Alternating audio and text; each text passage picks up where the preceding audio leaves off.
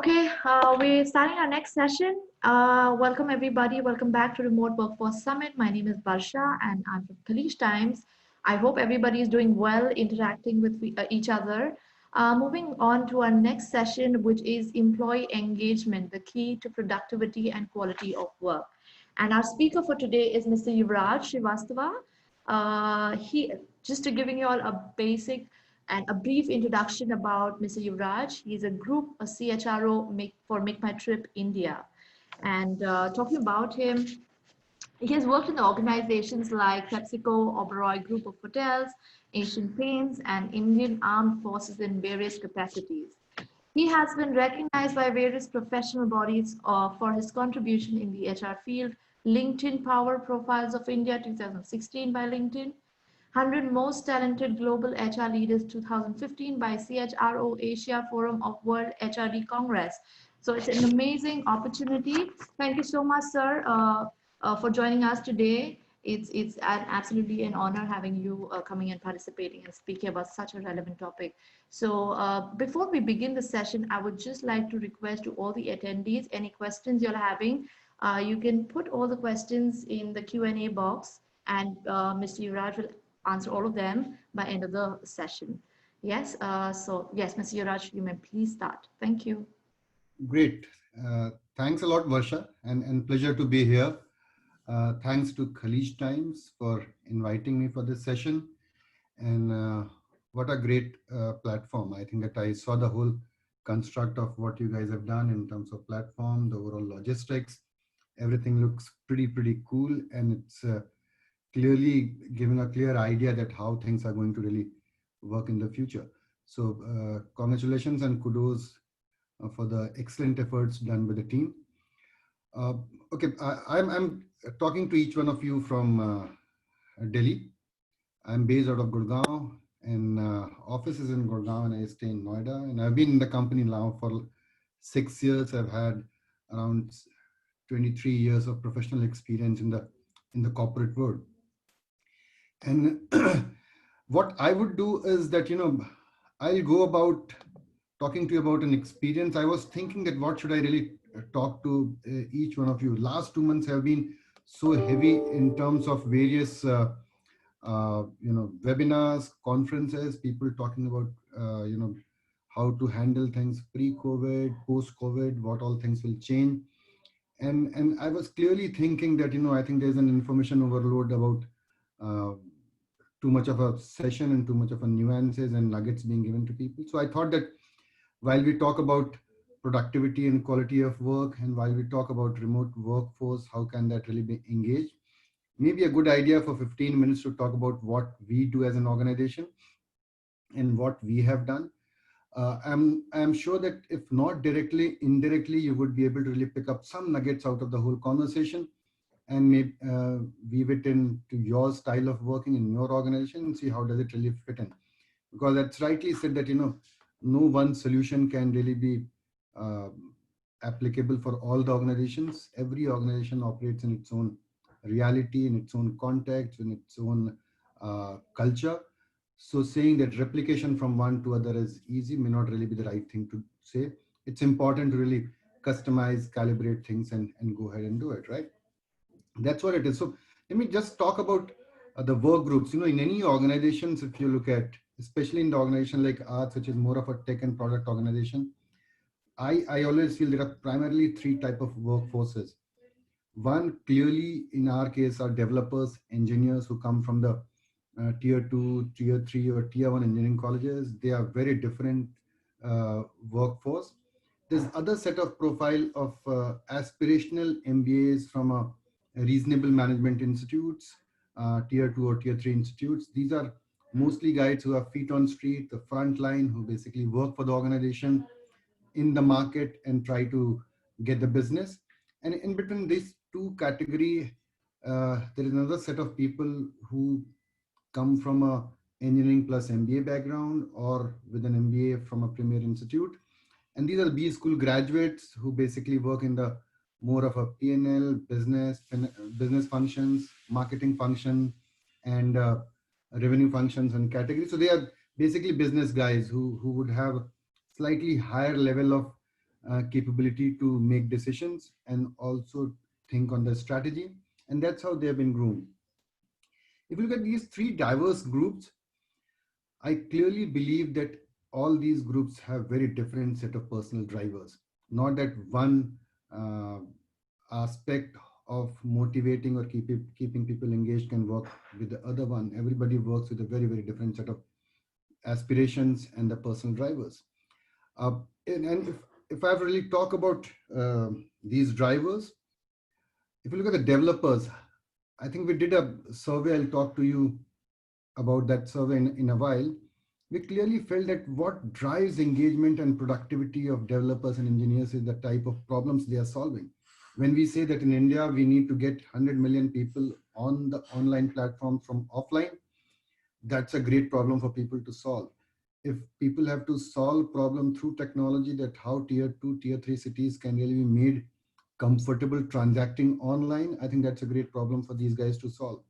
They also really work slightly on a short-term basis in terms of the compensation and benefits. They want to grow fast. They want to really be recognized, and they like to have culture of autonomy wherein not much of a constraints are put on the way they work. On the left-hand side, if you look at on the screen, these are masterminds, what we call them as a business executives coming from the management institutes. They clearly work on business impact. They would like to join organization. They will work with an organization wherein there is a scale, there's an empowerment, and there's also a flexibility to do newer things. There's a flexibility of doing things which can really create serious business impact. So if you talk to any of these guys, they would say my driver is that how much of an impact I'm creating on the business. Is it visible in numbers? Is it visible in transaction? Can that really be measured in terms of overall volume? I think that's how they really operate. Third category on the right side, when I said feet on street, these are the guys with dreams in their eyes. They know that they need to really prove on ground on an ongoing basis to really make it big in the organization. They're the people who basically bring the moolah to the organization, and these are the guys who get motivated and driven by learning opportunities. These are the ones who are very, very focused on what sort of a employer brand the organization has. They are very clear that future possibilities, if the organization offers, they would be able to stay for a longer duration. So these are the type of drivers if you look at what people operate with. And measures, I'll not spend much time here. Clearly, how do you really measure their productivity? The first category, revenue margins. Second category, developers are more in terms of a speed, path-breaking solutioning, and the feet on street more on a sales generated and new vendors onboarded. Look at I'll talk to you about two slides. Measures. People across these domains, especially now I'm going to talk about tech workforce, clearly gets measured for their engagement on these 5 parameters. How strong a managerial support people have, what sort of a quality of role people are doing, aspirational satisfaction is there or not, are people going to really progress over a period of time, and is the job offering right learnings or not, is something what people like to always look at. What we had done in our organization, just jumping a couple of slides, we'll go back to the previous ones, is that when we have around 1,000 plus engineers and developers, and this reality remains contextual, this reality also remains quite alive when we talk about future of the workforce or future of the workplace, wherein you have majority of people working from the distributed workplaces. We realize that these are seven items on which everyone should be measured. And within our organization, when we started having 3 years back a lot of attrition of the engineers, we did first thing to really map every individual on these 7 parameters. And this was done not with the help of a specific survey. It was done with the help of taking inputs from the managers and the team members. First, clearly was manager quality. If the person is a bright engineer or technology resource, what is the quality of a manager? If person has a quality of a manager which is average, it's rated here as 3, then I think the possibility of this fellow being engaged is slightly lesser. Role impact, again, as I said, in the technology world, there are different type of roles you do. There are a lot of people who are working on a very, very high involvement and impact projects. Like last couple of months as an organization in India, we worked very closely on the Arogya Setu app, which had been one of the biggest weapons of government of India to fight COVID-19. Arogya Setu app was designed, conceptualized by our team, and there were a set of people who were working on it. So that's a role impact. Are people working on the role or an activity which is going to create a bigger impact? We also looked at a parameter of role boredom. If any engineer has been working, any tech resource working for more than 12 months in a same role, the possibility of a person getting bored is very high. Aspirations mapping, compensation, career progression. We tried to figure out data about every engineer around these 7 parameters. On a scale of 1 to 5, we came to the score and we realized that people who were low on score, there one could have a reason to look for a attrition, that these people can really get attrited, and they were in the red zone as per the as far as the heat map is concerned for these technical professionals in the company. And based on this, when we started working, we started solving every aspect of these 6 or 7 parameters which are written on the left. If you look at this table, it's basically a simple sheet what was created and later on made a technology tool, wherein comments are written, action items, and finally overall attrition risk. If you look at it, it says medium for so and so person, and then HR business partners comment. I think this was done for every individual. And in our organization, our business partnering team in HR is one of the biggest team. And I think that we ensure that people are well covered by a reasonable number of most talented HR professionals. This is how we went around doing a lot analytics, and we got huge amount of positive results. We could really do a lot of proactive retention. We could solve for a lot of people, and I think that our attrition must have been at least reduced by 30 to 40% than whatever it was. I also would like to relate this with a remote working. And if one has to look at engagement measures, the engagement measures while people are working from a remote location will not change much. The only thing is that it may really come to the fore slightly later than what it comes when you are working from the live location. What I have been thinking for last 3 months while we are working for work from home, I clearly can see people who are engaged, they respond to your queries and questions very promptly. Simple way of looking at it. Promptness and proactiveness out of suppose 100 people or 20 people you have in your team, who are the people who are prompt, who are the people who are proactively informing things, are the ones who will be delivering better. And in case this starts going down, there's a lack of engagement. Sustained quality of input. Initially, when we started working, I think the quality of input from most of the corners used to be good. And that's what happens. But when you're in a remote working situation, the quality of input starts declining and receding over a period of time, then it's a measure of engagement scores going down. Energy levels and involvement, pretty self-explanatory. The same thing happens while you're working on in live offices with the people around you. I have realized and I feel that energy levels and involvement on a remote working with the tools like Zoom or a Slack or any other tool which enables virtual meetings is far better visible than what you do it in the live offices. Overall physical well-being, I've also seen that there's a big indicator of engagement. People who are engaged would be far more crisp. People who are not engaged, you'll over a period of time start looking at the overall presence. Physical well-being is something which can clearly indicate that whether a person is engaged or not. Ideas and approach, people sometimes are bubbling with enthusiasm. I think it makes a lot of sense. We did this, and going back to this table which I showed as mapping, and this mapping table got converted to this type of a chart. And if you look at this chart, it has different colors. And finally, we said that, you know, people who have red bands are the ones who are high attrition risk based on the mapping. People who are green band are the ones who have low attrition risk. People who are yellow have a medium attrition risk. And based on this, within the organization, actions around engagement, succession, everything started happening. And I think that we have seen great amount of results over a period of time. People also know that we do the strong mapping of talent across the organization, and it gets driven by the engagement. I'll come to that later. Another thing which I wanted to connect and talk to each one of you was, you know, how things will change, changing dynamics and changing mindset.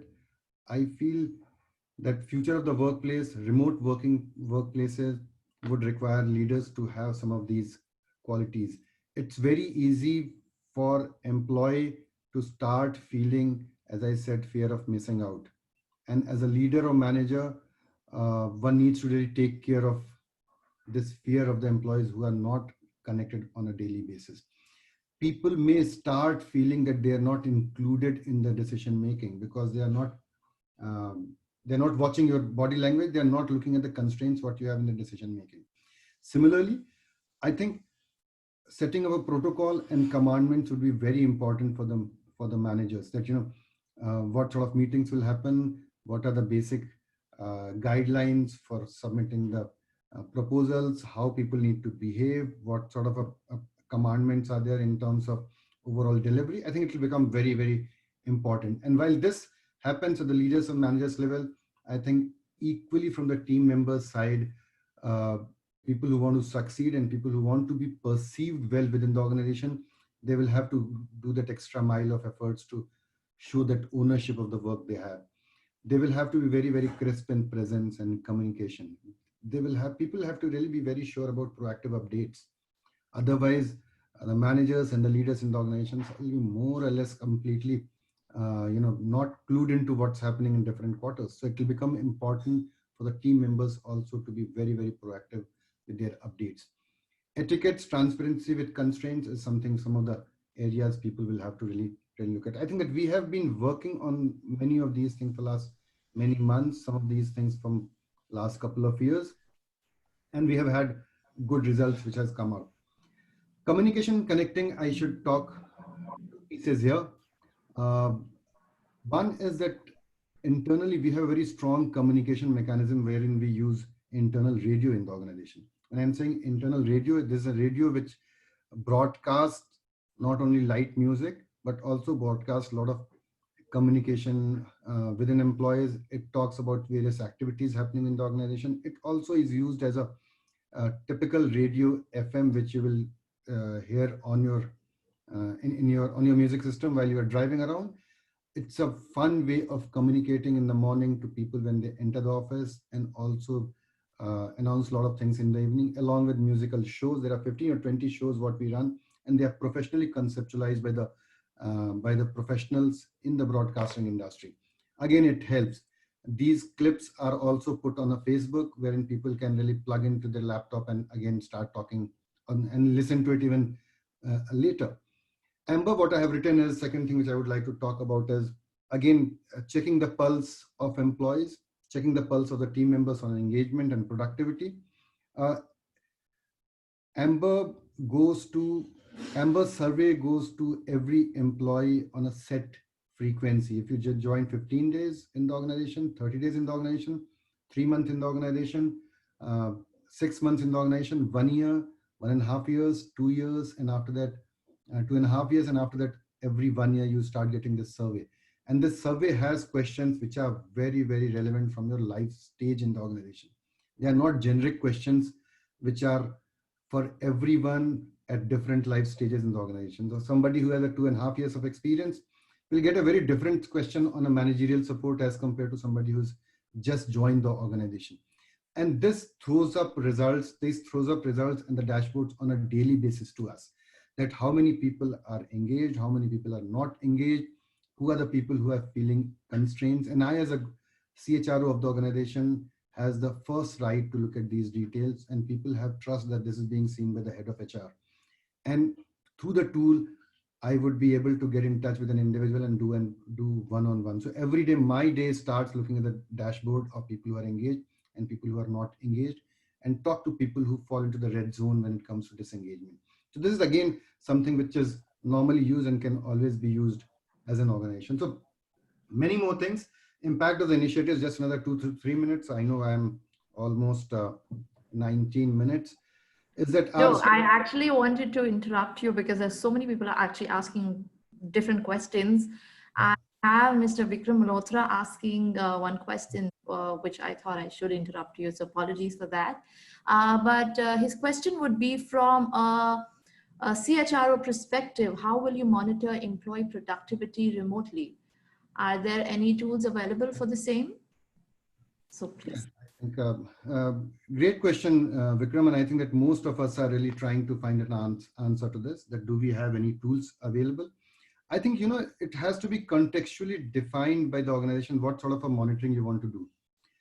As I said earlier, there are tools available, and I'm sure that there are some people who are still trying to develop some tools. I won't like to really take the names. I can offline share some tools with you. You have my email ID on the presentation. But the fact is that every organization will have to really also first come out of the mindset of monitoring and then get on to doing what the productivity is. Clearly, the productivity in the remote workspace would be driven by the task delivery rather than productivity. And how things will start working more from the task focused ways of working rather than really time bound working would define how successful the productivity in the organizations would be. There would be tools. Um, One can research and also inform you. We have been trying to use a couple of tools in terms of Slack, in terms of even Microsoft Teams we are using. We have also been looking at how people can be seen online and be available. But what we are doing clearly is that we are converting our whole office flows in a live Zoom rooms wherein people can walk in and walk out and can connect with people. But I think that moot point is that we'll have to really look at changing the way we define productivity and measure productivity. That's how I think should be the way to look at it, Vikram. Okay, next question is there any solution or strategy for retail business managers to work remotely? Mainly, it is considered that remote business strategy is for only service sectors, desktop work roles. This is by Mr. Mohammad Kashif. Yes. Yes, yeah. That's right. So I think retail workforce, again, there are tools which are available. There are tools available for retail workforce to be completely monitored and seen as productive. We use a tool in the organization. It's a tech tool, not a very complicated stuff, wherein right from geofencing of attendance with the help of a geofencing of the location for a person, to order taking, to ensuring that what activities needs to be done on the customer's client side, everything gets logged. And I think it also enables a lot of learning, a lot of query resolution processes. There are tools available in the market which are already in a very, very advanced stage. A lot of FMCG and sales organizations are using it, and they have people who are out in the market on a daily basis. And what time have they reached at what location, what sort of conversations they had to do, how much of orders they have booked, what all activities they really need to do has all got captured. Like in our case, our frontline team works with the hotels and they are deployed in different locations. They are supposed to be meeting 5 of the hotel partners on a daily basis. And when they go and meet 5 hotel partners on a daily basis, there are a set of activities what they are supposed to be doing. So there is a tool available wherein when they reach there, their presence is notified. When they do the discussions, that is also notified. And whatever outcome comes out of that meeting is also notified. The tool is also very strongly used for looking at the productivity and also upgrading the skills of the employees who are in the field. So I think that's been working pretty well and fine. I can share the details of this with Varsha, she can share it with the participants. Right, Varsha? Yes, sir. Thank you so much. I think it was an excellent session that we had, and you've answered most of the questions. And thank you once again for taking out time and coming in, speaking about such a relevant and important topic. Let me see. Oh, yes. People are saying thank you to you. So we're going to end our session here. And I would request all the attendees, thank you so much for coming and attending Mr. Yuvraj's session. I would request, we've already started our next session, which was supposed to start at 1:10. And it's about data management and security, which is organization can't go anywhere without it. And it's by Mr. Oscar. He's director, sales engineering, emerging markets, Forcepoint UAE. So I would request all the attendees to please go log in for our next session. I look forward to see you all there. Thank you. Thank you, Thanks a sir. lot. It's an honor having you, sir, here. Take care. Bye. Have a great day.